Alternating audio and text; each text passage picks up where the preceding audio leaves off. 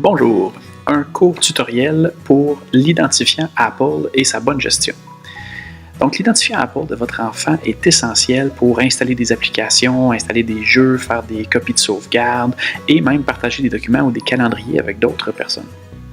Cependant, vous devez savoir que comme votre enfant n'a pas encore 13 ans, il n'est pas censé avoir un identifiant Apple autonome.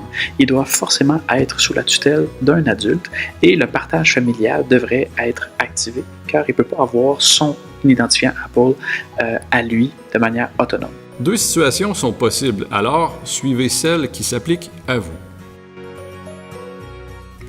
Il est possible que votre enfant ait déjà un autre appareil Apple et qu'il se soit par la même occasion créé un identifiant.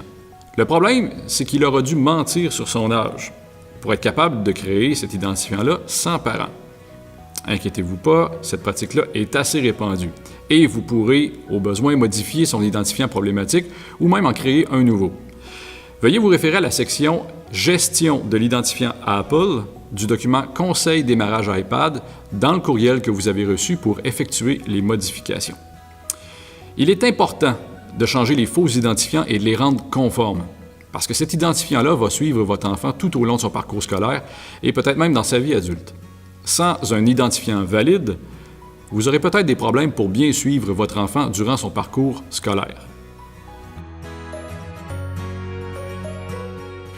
Comme votre enfant n'a pas encore 13 ans et qu'il n'a pas d'identifiant Apple à son nom ou qu'il n'en a pas un valide et que vous souhaitez en créer un nouveau, vous devrez vous-même vous en créer un pour ensuite inviter votre enfant avec l'option « Partage familial ». Veuillez vous référer à la section « Gestion de l'identifiant Apple » du document « Conseil démarrage iPad ». Dès que vous aurez créé votre identifiant en tant que parent, passez à la section « Partage familial » pour ensuite configurer l'identifiant Apple de votre enfant.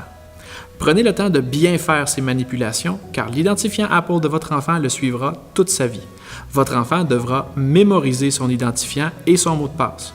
Néanmoins, conservez-les vous aussi pour superviser le compte de votre enfant au besoin.